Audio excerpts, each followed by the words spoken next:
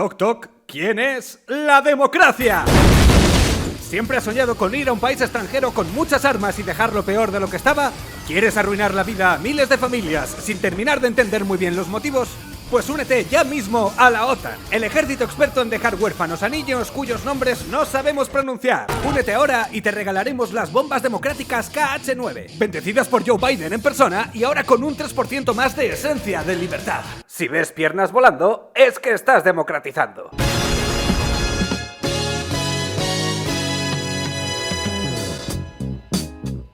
En los últimos 2 años, la OTAN se ha marcado lo que a mí me gusta denominar un Brendan Fraser. Pasar de rozar el olvido más absoluto en lo que a la opinión pública se refiere, a gozar de repercusión global en apenas un pestañeo. Además, con un cariño por parte del público que, si bien entiendo y comparto en el caso de Brendan, con la OTAN como que le veo flecos a este rollo. Cosas mías, supongo. El caso es que es innegable que la OTAN está viviendo su particular renacimiento en los últimos años. El conflicto de Ucrania y la perspectiva de una posible guerra con Rusia ha dado alas a una organización que llevaba ya unos cuantos años con el perfil bajo. Eso nos deja 2 frentes principales. Por un lado, la ya mencionada organización ultrademocrática y por el otro, Rusia, con el, según algunos, comunista Vladimir Putin. Porque ahora Putin no es comunista, no, es amigo de Franco. Es que los izquierdistas tienen contestaciones para todo, ¿verdad? No, hay gente que lee. Está claro que hay gente que lee. Y también está claro que uno de ellos no eres tú. Sé de buena tinta que esto de llamar comunista a absolutamente todo lo que no os gusta es una estrategia que funciona. De hecho, en mi casa dije una vez que la coliflor era un alimento comunista y llevamos sin comerla desde el 97. Gracias. Lo sé, gracias. Pero basta informarse un poco para saber que Putin es un oligarca conservador y nacionalista que dista mucho de ser comunista. De hecho, fue uno de los grandes artífices del desmantelamiento de lo que en su día fue la URSS y de que 5 oligarcas se quedasen con prácticamente toda la infraestructura del país. Es que los izquierdistas tienen contestaciones para todo. Ajá, antes de empezar tengo que dejaros claro que este no va a ser un vídeo de la historia de la OTAN como tal, sino más bien un repaso a esos eventos que dicha organización prefiere que olvidéis, por lo que sea. Ya existen un montón de cronologías en YouTube donde os contarán lo básico sobre la organización, en qué año se unió no sé quién, etc. Y además tienen dibujitos y sabe Dios que no puedo competir con los dibujitos. Por tanto, si no tenéis ni idea sobre la OTAN, os recomiendo ir a checaros uno de esos vídeos, os empapáis bien de la historia básica y luego venís aquí para degustar lo que a mí me gusta llamar la experiencia criminal completa. ¿Preparados y preparadas para el vendaval de mierda que se os viene? Ya os digo yo que no. ¡Empezamos! La Organización del Tratado Atlántico Norte se funda en 1949, 4 años después de que la Segunda Guerra Mundial tocara su fin.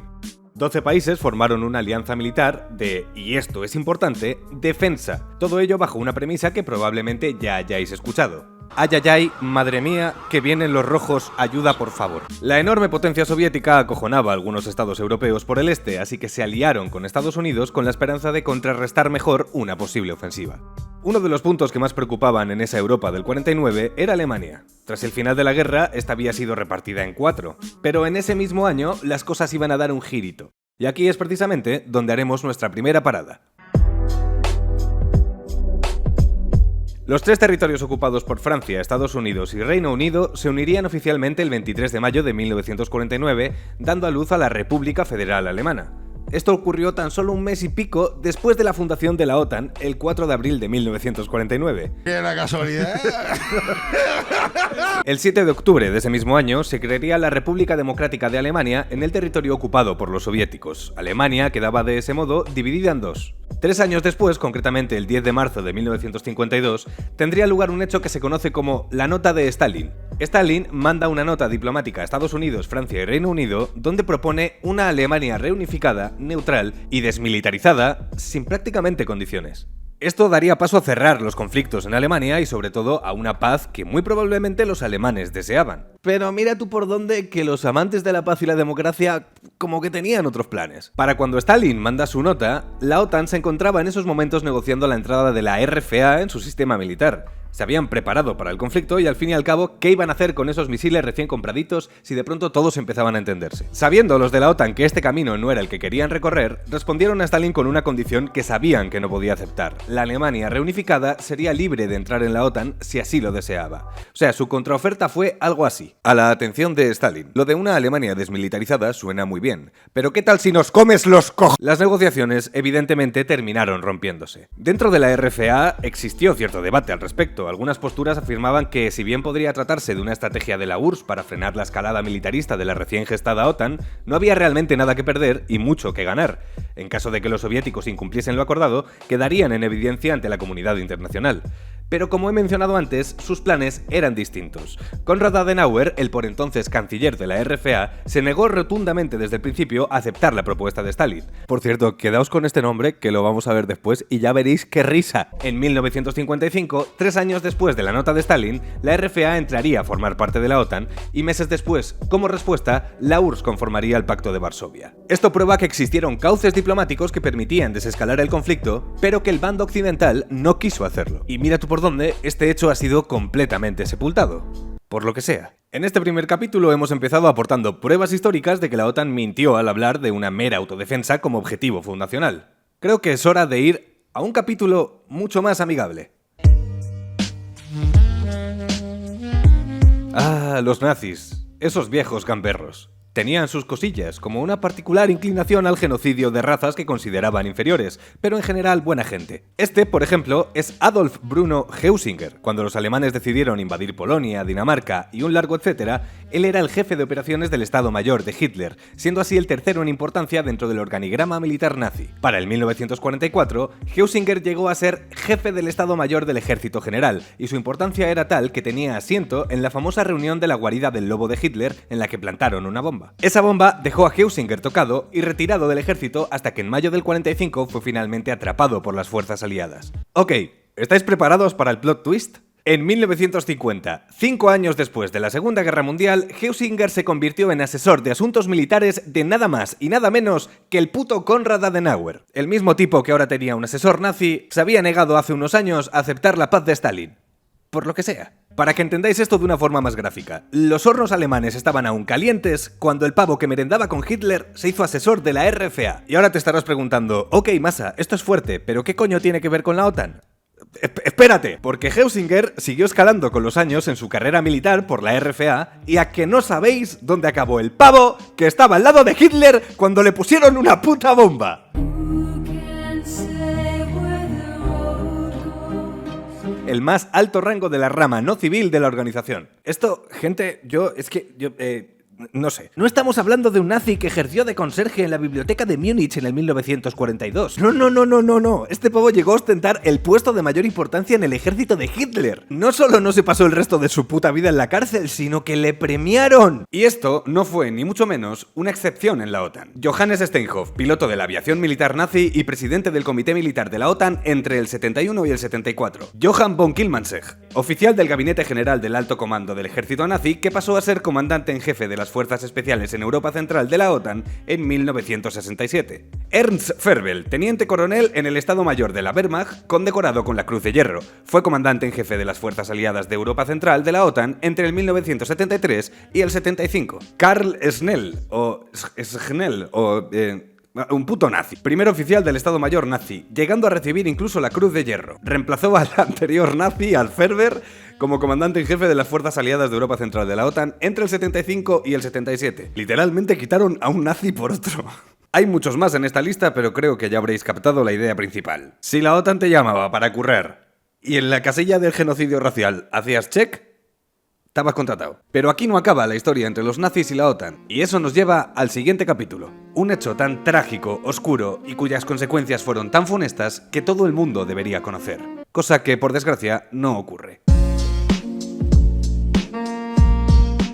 Después de la Segunda Guerra Mundial, a los de la OTAN no les era suficiente con tener un enorme ejército lleno de nazis. Decidieron que para frenar al comunismo tenían que hacer algo más, juntarse con la CIA para crear un ejército secreto que se extendiera en toda Europa con la intención de frustrar cualquier vía democrática por la que el comunismo pudiera imponerse. Para ello, crearon la Stay Behind, cuyo cometido sería crear una fuerza de choque civil que solo actuaría en caso de que los soviéticos les diera por invadir. ¿Y a quién reclutaron para este ejército secreto? Pues chico, pues ¿tú qué crees? Grupos neofascistas de toda Europa fueron armados, entrenados y financiados por la OTAN y la CIA. Y cuidado al sorpresón que te voy a regalar ahora mismo. Para hacer esta mierda, también reclutaron nazis. En unos archivos desclasificados de la CIA en 2006, se destapó que esta red incluía al menos 2 exmiembros de las SS nazis, el sargento Heinrich Hoffmann y el teniente coronel Hans Ruhes. Y una de estas redes estaba dirigida por el teniente coronel Walter Kopp, un exoficial del ejército alemán. Como ya he comentado, la idea de este ejército secreto supuestamente era la del por si acaso. Es decir, que esta gente armó a fascistas por toda Europa por si acaso. O sea, que esto debió ser algo tal que así. Aquí tienes, señor fascista, $1 millón y unas cajas de explosivos. Pero esto es para por si acaso, ¿eh? No vaya a ser que conozcas tú a algún comunista que quieras matar y utilices estas armas, este dinero y el entrenamiento que te acabamos de dar para asesinarlo. No, no, no. Esto es por si acaso. Guiño, guiño. Y no os vais a creer lo que pasó en Europa los años en los que la Gladio estuvo presente armando ultraderechistas. Sorpresón. Una espiral de atentados ultraderechistas. Hay una gran lista de ejemplos. Probablemente los más sonados fueron la bomba de Múnich en Alemania o los atentados de la banda de Nivelles en Bélgica. Pero si hablamos de la Gladio, tenemos que hablar del país que destapó la Gladio: Italia. Desde los años 50, el Partido Comunista de Italia tuvo claras oportunidades de ganar unas elecciones democráticas, y esto, irónicamente, inquietaba a los adalides de la democracia. Por ello, Italia empezó con la creación en el 56 de su propio ejército secreto bajo la supervisión del entonces ministro de Defensa, Paolo Taviani, con la inestimable ayuda, evidentemente, de la CIA, porque la CIA tiene que estar en todos los putos fregados. Ahora hagamos un repaso de los acontecimientos ocurridos en Italia, no sin antes recordaros que esto no es el guión de una película, esto ocurrió de verdad. El 12 de diciembre de 1969 tuvo lugar el atentado de Piazza Fontana. 4 bombas estallaron simultáneamente, ocasionando 16 muertos. De primeras culparon a grupos anarquistas, pero un informe del Servicio de Inteligencia italiano comentó la posibilidad de que esto hubiera sido cosa de organizaciones de extrema derecha con apoyo de la CIA. En el 71, 3 carabinieri fueron asesinados en Peteano. De nuevo, intentaron culpar a grupos de izquierda. Tras indagar un poquitín, finalmente detuvieron a varios ultraderechistas, entre los que estaba Vincenzo Vinciguerra, personaje clave en esta historia que veremos más adelante. En el 74 detonó una bomba en una manifestación antifascista en Brescia. 8 personas murieron y 102 fueron heridas. Años después, en 1982, los imputados, todos de organizaciones de extrema derecha, fueron declarados inocentes porque supongo que meter en la cárcel a un tío que pone bombas bajo órdenes de tu ejército secreto, pues como que no tiene mucho sentido. El 2 de agosto de 1980 tuvo lugar la matanza de Bolonia. Murieron 85 personas y más de 200 fueron heridas. Tras este atentado, las cosas se calmaron por primera vez en una década y fue en el juicio de la matanza de Bolonia cuando las cosas empezaron a dar un vuelco. El anteriormente nombrado Vincenzo Vinciguerra era un fascista perteneciente al grupo Avanguardia Nazionale y condenado por el atentado de Peteano. Este declaró en 1984 que existía un grupo estatal apoyado y entrenado por la OTAN dirigiendo estos ataques. Nadie tomó en serio su declaración, al menos no hasta 6 años después. En 1990, el primer ministro de Italia, Giulio Andreotti, reveló ante la Cámara de Diputados que la existencia de la Operación Gladio era real. Ante la presión mediática, ese mismo año el secretario general de la OTAN, Manfred Wörner, no tuvo más remedio que reconocer que la OTAN coordinaba las acciones de esta organización secreta. Ah, y por cierto, que no se me olvide, 3 meses antes del anuncio de Andreotti, los 2 condenados a cadena perpetua por la matanza de Bolonia, ambos ultraderechistas, habían sido absueltos. Ninguna de las organizaciones o países mencionados han sido de algún modo sancionados por nada de esto. La mayor parte de información relevante es aún confidencial y ni la OTAN ni Estados Unidos colaboraron aportando demasiada luz al tema. Italia fue uno de los países más exhaustivos en su investigación al respecto. El juez Guido Salvini afirmó en su investigación que organizaciones como Ordine Nuovo o la Fenice fueron logísticamente apoyadas por la CIA y que dicha organización llegó a señalar objetivos. Vale, vamos a dedicar un minuto a reflexionar sobre toda la información que os acabo de dar. Existen ciertas evidencias de que la OTAN estuvo vinculada en atentados ultraderechistas a lo largo de toda Europa. Y tú probablemente desconocías todo esto porque, a pesar de la gravedad del asunto, la Operación Gladio no es ni mucho menos Vox Populi. La cuestión es, ¿no te parece absolutamente fascinante que sepas hasta lo que desayuna Nicolás Maduro y no tuvieras ni puta idea de nada de esto? En fin, sigamos. Antes de pasar a la era de la OTAN postsoviética, vamos a tratar de responder a una pregunta bastante común. ¿Está la OTAN dominada por Estados Unidos? Evidentemente aquí no hay nada resolutivo al respecto, quiero decir, no hay ninguna declaración de Estados Unidos en la que digan «La OTAN es nuestra, que os follen franceses». Todo está abierto a la interpretación de datos, pero a menos que seas de los que creen que una intervención humanitaria consiste en tirar bombas de uranio, es bastante probable que este capítulo despeje tus dudas. Para empezar, es necesario apuntar que las decisiones de la OTAN se toman por consenso y que no existe derecho a veto como tal. Pero esto genera otra pregunta. ¿Puede existir realmente un consenso equitativo cuando hay un enorme desequilibrio de fuerzas? Veamos algunos datos. Según el Instituto Internacional de Estudios para la Paz de Estocolmo, Estados Unidos destinó 778.000 millones de dólares en defensa. Esto es el 39% del gasto mundial, y esto le convierte en el mayor y más avanzado ejército del mundo. El presupuesto de la OTAN en conjunto ronda los 1.174 billones de dólares. Estados Unidos aporta casi el 70% del total, más de 811.000 millones de dólares. El siguiente sería Reino Unido con 72.000 millones, lo que equivale al 6,2. España apenas llega al 1,3 con 11.338 millones. Resumiendo, Estados Unidos tiene el mayor ejército del mundo, la mejor tecnología militar disponible y es además con mucha diferencia quien más pasta pone en la OTAN. Las decisiones se toman por consenso, sí, pero pregunto, ¿no es probable que esta enorme diferencia entre Estados Unidos y el resto de miembros genere ciertos desequilibrios a la hora de tomar decisiones? Por plantearlo de otro modo, si vais a una cena y hay un tipo que dice que va a pagar el 70% de la misma, ¿no cabe la posibilidad de que terminéis comiendo lo que al tipo le salga de los huevos? Si rascamos un poco más en esta dirección, deberíamos hablar del Compromiso de Gales de 2014, donde se propuso a todos los países miembros que aportasen un 2% del PIB al presupuesto de la OTAN, algo que se reiteró en la Cumbre de Madrid porque nadie hizo puto caso en su día. Esta exigencia viene sobre todo de Estados Unidos, que es quien más pasta pone, y esto no hace más que demostrar lo que venimos diciendo, que el país norteamericano está en posición de presionar al resto de miembros. Por otro lado, cabe remarcar que los 18 comandantes que ha tenido el SEIP, el cuartel general supremo de la OTAN, han sido estadounidenses. Más adelante en el vídeo veremos otros datos que confirman la posición dominante de Estados Unidos en la OTAN, pero por ahora pasaremos al siguiente capítulo. Tras la caída del muro y la posterior desintegración de la URSS, la OTAN se enfrentaba a un reto: justificar su propia existencia. Al fin y al cabo, la alianza había sido creada con el supuesto objetivo de frenar a unos soviéticos que, literalmente, ya no existían. Pero cuando les preguntaron por esto a los de la OTAN, ellos empezaron a revolver papeles y a decir «Puf, No, si tenemos un montón de cosas que hacer, hay un montón de sitios a los que tenemos que ir en misiones de paz y... flame». Pocos sabían entonces los que clamaban por la disolución de la OTAN de lo que estaba a punto de ocurrir.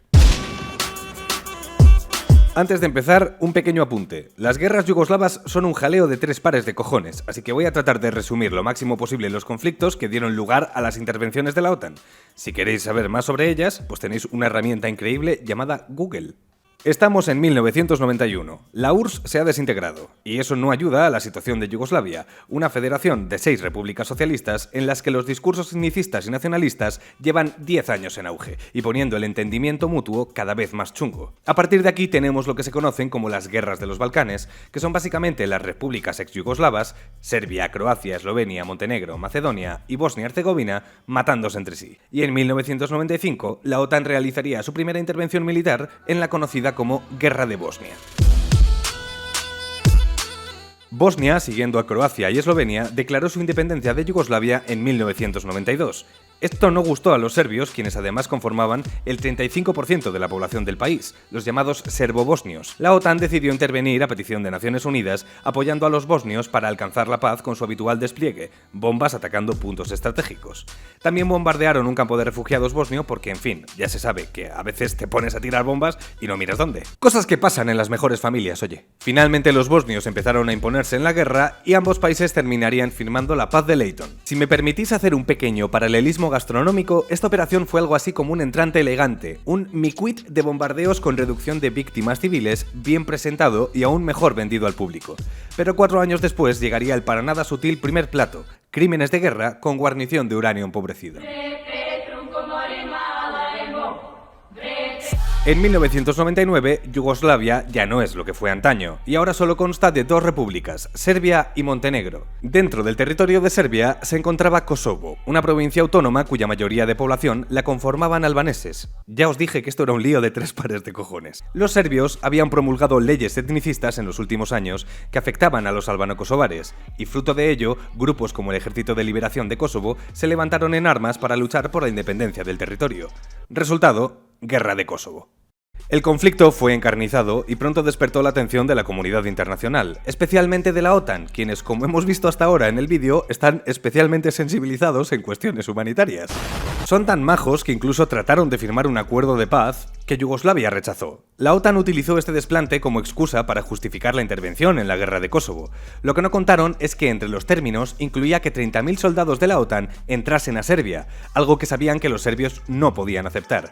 Henry Kissinger declararía años después sobre este acuerdo de paz lo siguiente: fue una provocación, una excusa para comenzar el bombardeo. El 24 de marzo del 99, la OTAN comenzó un bombardeo sobre Yugoslavia que duró 78 días, donde se usaron bombas de uranio empobrecido y cuyas cifras de muertos civiles van desde los 1.200 a los 5.000.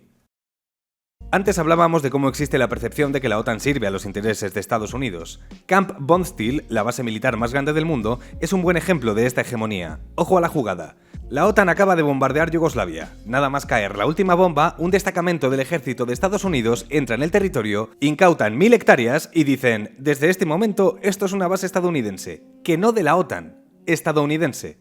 Y fíjate tú qué cosas, resulta que la base se encuentra muy cerca de las reservas de petróleo del mar Caspio y de unos oleoductos donde multinacionales americanas como Halliburton Oil han metido pasta. Nos encontramos ante un punto de inflexión, no solo en lo que a las intervenciones de la OTAN se refiere, sino a la configuración del tablero geopolítico. Al contrario que la anterior operación, que contó con el apoyo de la ONU, aquí fue la OTAN de forma unilateral quien decidió entrar al conflicto. Esto crea un precedente y manda un mensaje muy claro: la ONU nos come los cojones, nosotros hacemos lo que nos da la puta gana. El mundo multipolar había terminado y esta gente tenía licencia para matar. 11 de septiembre de 2001. Las Torres Gemelas dejan de ser torres, que no gemelas. ¿De quién es la culpa? Pues de Afganistán, que acoge a los talibanes que irónicamente los estadounidenses entrenaron una década antes para matar soviéticos. En 2 meses, Estados Unidos había derrotado a los talibanes. Fue entonces cuando entró en juego la OTAN con la ISAF, la Fuerza Internacional de Asistencia para la Seguridad, tomando la dirección de la fuerza militar del país. Tras 20 años de conflicto, muertes e intentos de reconstrucción fallidos, las tropas se retirarían en 2020, regalando el gobierno a los talibanes a los que se suponía que iban a combatir. Solo entre Estados Unidos y la OTAN se calcula que las bajas fueron de más de 10.000 civiles, pero hay que tener en cuenta que esta cifra puede no ser del todo concisa. En 2010, Wikileaks destapó más de 90.000 informes secretos de operaciones en Afganistán, donde se habla de víctimas civiles sobre las cuales no se había informado. Tras la invasión de Afganistán, Estados Unidos también declaró la guerra a Irak, esta vez sin el apoyo de Naciones Unidas. En lo que se considera una de las mayores estafas bélicas de la historia, el ejecutivo de Bush declaró que Saddam Hussein tenía armas de destrucción masiva. No solo fue una guerra considerada ilegal, sino que al final se demostró que aquello de las armas de destrucción masiva fue pura propaganda para justificar la invasión. Y como era de esperar, nadie fue condenado por ello. Armas de destrucción masiva no había, no, pero fíjate tú qué casualidad que Irak es el 5º país con más reservas de petróleo del mundo y que además, teniendo a Irak y Afganistán, se podría haber atacado Irán por los 2 frentes. Estos detalles no fueron pasados por alto y de hecho esta guerra provocó la peor crisis interna de la Alianza Atlántica al oponerse abiertamente Francia, Alemania y Bélgica a los planes de Estados Unidos. Pero los jaleos internos no duraron mucho. Pasado un año, en 2004, los aliados limaron asperezas aprobando una intervención de la OTAN que consistía en entrenar a las renovadas fuerzas de seguridad iraquíes. A estas alturas es de agradecer que no bombardeasen a nadie, pero tampoco hay que olvidar que están ayudando a una operación militar que es básicamente una estrategia criminal de intereses geopolíticos y económicos de Estados Unidos. Y también conviene recordar que todo esto se hizo con tu dinero y con el apoyo del entonces presidente José María Aznar. Si Irak es el 5º país con más reservas de petróleo, Libia es el 9º, y a estas alturas ya sabéis lo que eso significa. Nos encontramos en el contexto de las primaveras árabes, y la OTAN vio aquí la excusa perfecta para entrar al conflicto. En primera instancia fueron autorizados por la ONU para realizar labores de pacificación y ayuda humanitaria, pero pronto se pudo comprobar que su función iba mucho más allá. Estaban armando y entrenando a los rebeldes libios para derrocar a Gaddafi mientras bombardeaban puntos clave. Tras derrocar a Gaddafi, el mundo se enteró de que esos rebeldes libios eran parte de Al-Qaeda, algo muy similar a lo que ocurrió en Afganistán unos años antes. Lejos de pacificar el territorio como la resolución de la ONU proponía, Libia sigue siendo a día de hoy un polvorín sumido en guerras civiles. Según un estudio realizado por el Instituto Watson de Rhode Island, las distintas actuaciones de la OTAN en lo que llevamos de siglo XXI han dejado 350.000 civiles muertos y 38 millones de desplazados.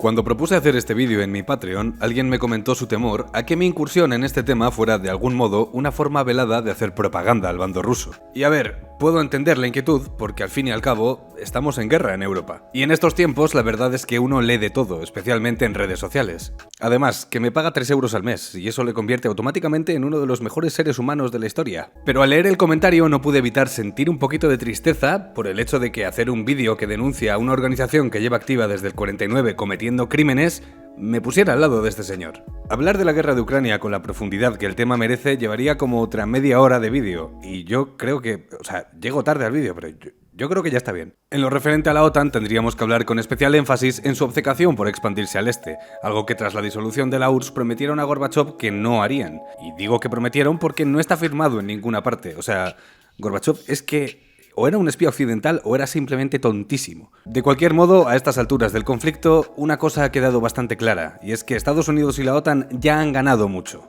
Estados Unidos está vendiendo más armas que nunca, las sanciones a Rusia han impulsado sus exportaciones de petróleo y por primera vez en décadas su petición de aumentar la inversión en la alianza ha sido escuchada a los 4 vientos, por no hablar de las adhesiones de última hora como Finlandia, una nación históricamente famosa por su neutralidad y habilidad para la convivencia. Mi posición en este conflicto, y la que creo debería de ser la de todo el mundo a menos que seas de la OTAN o vendas armas, es la paz. Una paz que a algunos les resulta un poco risible, como si fueras una especie de persona ingenua, como un niño en una guardería pidiendo que todo el mundo se lleve bien. Me imagino que Lenin estaba siendo ingenuo en la Primera Guerra Mundial al pedir la paz para los trabajadores de todos los países y que no luchasen en batallas imperialistas donde lo único que iban a hacer era ponerlos muertos. El patriotismo demostrado por unos y otros no es más que una cortina de humo para esconder la eterna pugna por los recursos y los mercados que se da en el sistema capitalista. Y hasta aquí hemos llegado por hoy, amigos. Espero que el vídeo haya merecido la pena. Sé que la espera ha sido larga, pero tengo como 40 trabajos y a veces pues me entran un poco ganas de morirme. Pero bien. Recordad que tengo un Patreon donde podéis colaborar con un poquito de papel moneda, que para qué engañaros me viene fantásticamente bien. Cuídense y nos vemos.